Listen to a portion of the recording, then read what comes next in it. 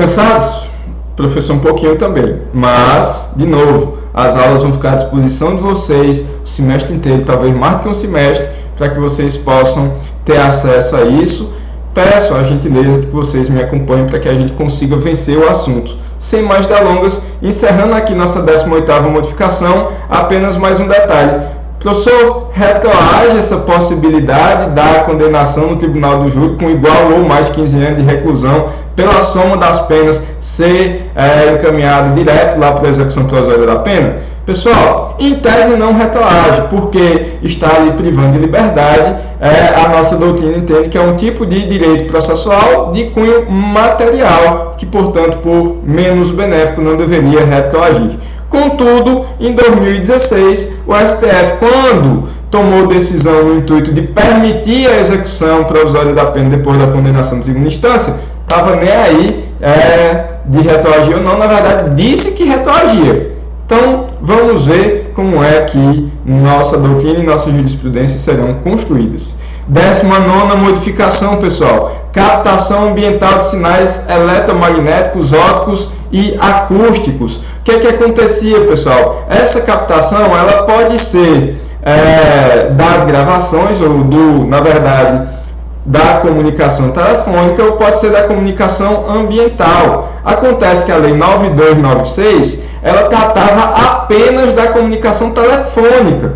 Tinha uma brecha ali, ela era utilizada, mesmo com muitos questionamentos, para as escutas ambientais, ou seja, a escuta do local, para os diálogos, etc., presenciais, que não meramente por comunicação telefônica, mas agora não tem mais bronca nenhuma. O pacote anticrime alterou a lei no intuito de que de captação das comunicações telefônicas e ambientais, tá bom? Então, artigo 8º-A, peço que vocês deem uma olhada, abrange então tanto a interceptação em sentido estrito, e aí eu não vou me aprofundar, não temos tempo nem é nosso intuito, mas que seria de um terceiro sem o conhecimento dos interlocutores, como também a escuta, que seria realizada por terceiro, mas com o conhecimento de um dos interlocutores. Contudo, continua sem regramento e, portanto, continua fora da lei a questão da gravação clandestina, quando é um dos interlocutores que decide gravar sem o conhecimento do outro aquele que está sendo conversado. Então, isso aí, em tese, ainda não pode ser utilizado como prova ou indício de prova, tá bom? Além do mais, pessoal, ainda da captação ambiental, depende de autorização judicial, professor. Pela leitura do 8A, toda e qualquer captação depende de autorização judicial. Crítica. Professor, você está falando tanto do sistema acusatório, aí você vai dizer que tinha que ter escutas. Não, pessoal, com todo respeito, não necessariamente a escuta. Mas vamos supor, tu está passeando na praça, e aí tu está filmando aqui teu filho ou tua filha na pracinha lá e tal, e aí ao fundo aparece um cidadão cometendo um furto e fugindo com a carteira de outra pessoa. Quer dizer que no ambiente público, onde todo mundo pode ir, todo mundo pode fazer registros, você flagra um crime, você não vai poder encaminhar aquela evidência para as autoridades? Reconhece, tem rosto, tem tudo, você viu a pessoa que foi levado, não, mas aquilo é ilícito porque você estava filmando sem autorização judicial? Então quer dizer que apontar uma câmera do sistema de segurança para a rua na frente da minha casa agora é ilícito também?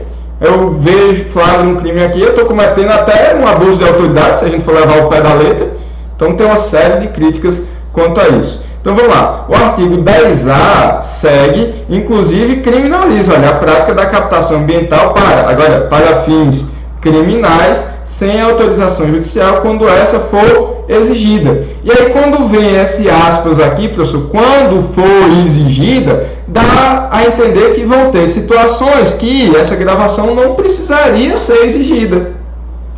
E aí, aplicando a jurisprudência anterior ao pacote anticrime, se o local é público e a conversa em tese é pública, pode acontecer a gravação ambiental, sim, a captação de áudio, de vídeo, sem problema nenhum. Agora, se o local for público, mas aquela conversa tem caráter sigiloso, Por exemplo, você decide se encontrar com seu advogado num restaurante. Então, alguém que grava ali, apesar do restaurante ser considerado um espaço público, mas a conversa é protegida por lei com sigilo do cliente com seu advogado. Além do mais, a questão do local privado. Aí sim, no local privado, principalmente em sendo o local ali do criminoso, então não poderia acontecer essa captação sem a autorização judicial. Voltando para o 8A, pessoal, para investigação ou instrução criminal, poderá ser autorizada pelo juiz, a requerimento da autoridade policial ou do Ministério Público, a captação ambiental de sinais eletromagnéticos, ópticos ou acústicos, quando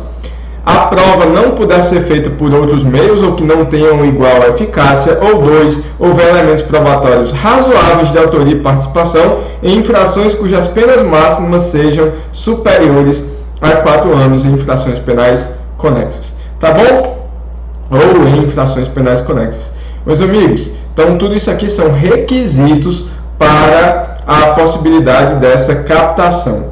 Indo além, vamos lá. Parágrafo 1º. O requerimento deverá descrever circunstanciadamente, no caso concreto, o local e a forma de instalação do dispositivo. Cuidado, porque aqui no parágrafo 4º dizia que poderia acontecer a interceptação à noite, salvo no domicílio. E aí como é que vai ser a interceptação ambiental? Tu vai colocar a escuta, tu vai chegar lá... Boa tarde, eu estou vindo aqui na casa da senhora com mandado judicial permitindo entrar, e a senhora, por gentileza, fique aqui porque eu vou fazer umas coisas aí dentro de sua casa, entro com a malinha e volto mais leve. Vai funcionar um negócio desse?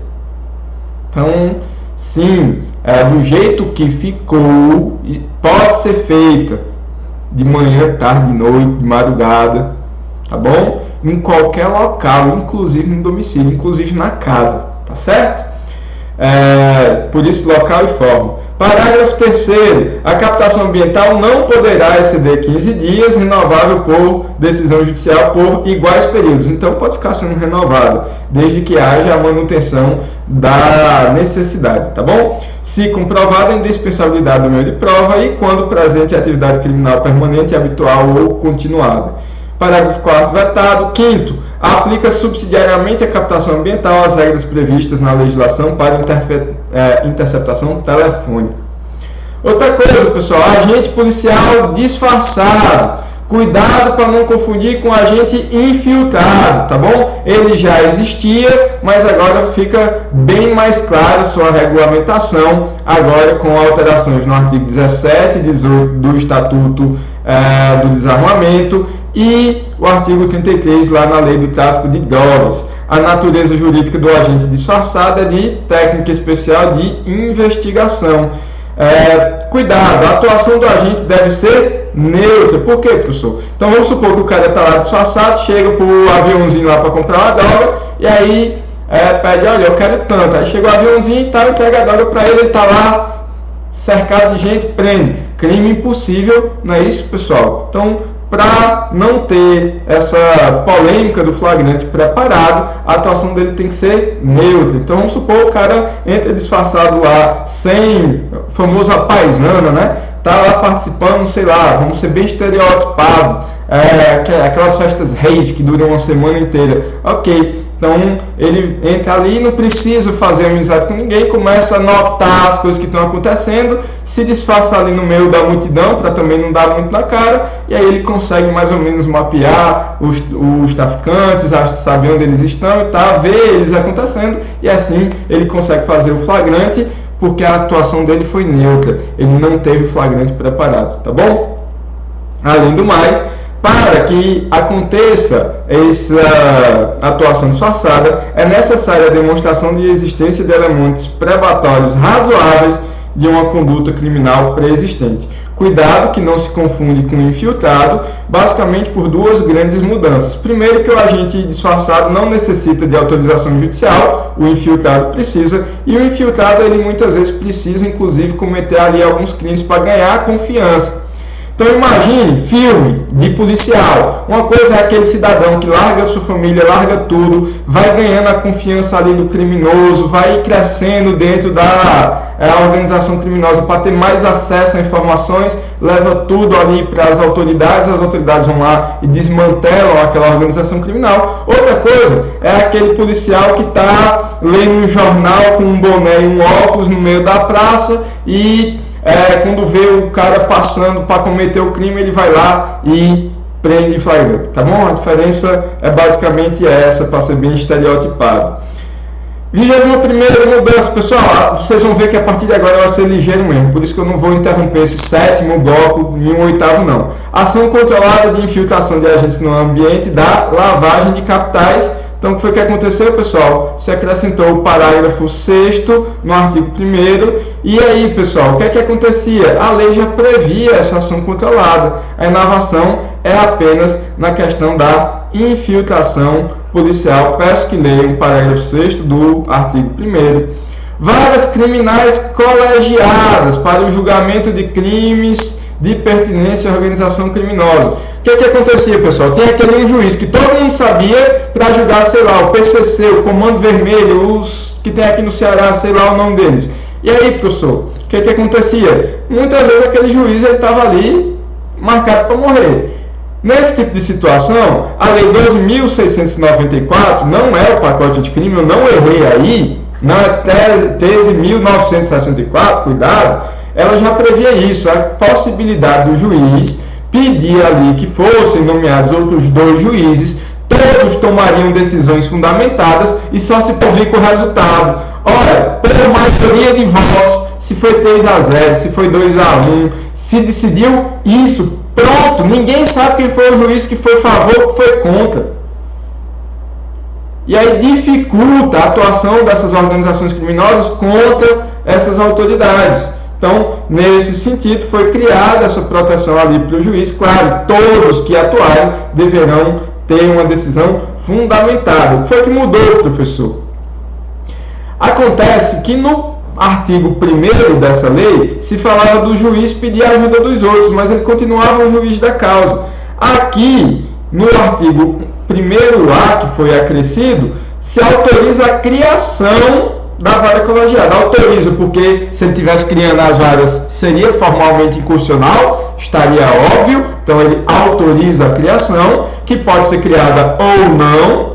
E aí, professor, esvaziou o artigo 1º? Não, porque em alguns locais, seja porque não há o intuito, seja porque não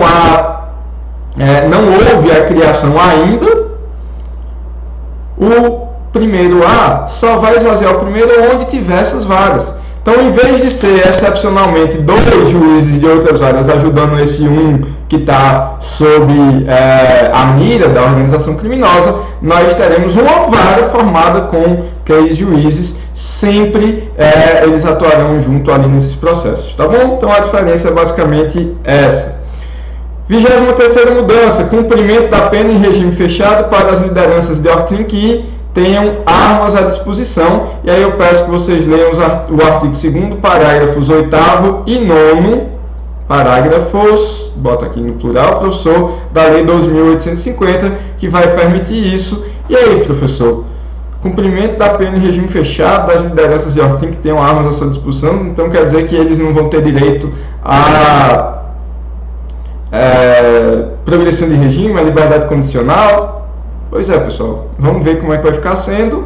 Peço a leitura do artigo, basta você conhecer o artigo, mas vamos ver como é que a jurisprudência vai abordar isso aqui, se é legal ou não, tá bom? Já tem decisão, professor? Não. Mas, de qualquer maneira, fica lá, olha, se ele continua na liderança, ele estaria cometendo faltas graves, ali da LEP, a gente deu isso na modificação penal, ok, motivadamente o juiz ia mantê-lo ali no regime fechado, mas aí de repente eu já dizer, porque ele é líder, ele nunca vai sair da prisão, aí é um pouco mais complicado.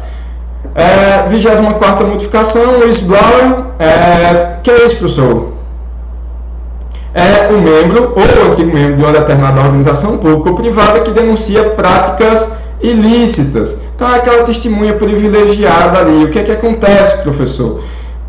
O artigo 4º-A da Lei 13.608 vai trazer para dentro do ordenamento jurídico, sim, a figura dessa testemunha, tá bom? Então, além do mais, identificação criminal, o acréscimo do artigo 7º-A, 7º-C, fala da criação, na verdade não há acréscimo, a exclusão dos perfis genéticos no 7º-A e 7º-C fala da criação do Banco Nacional Multibiométrico. Peço que vocês leiam, também bem fácil a leitura e a interpretação. Lei, o pacote anticrime mudou lá na Lei 11.671 de 2008 com o acréscimo dos parágrafos 2º e 3º, ainda tratando aqui também da identificação criminal.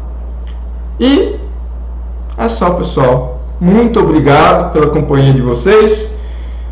Passamos aí 25 minutos do que era programado, mas eu entendo que vocês percebam que foi por uma boa causa, a gente conseguiu vencer o pacote anticrime. Obrigado.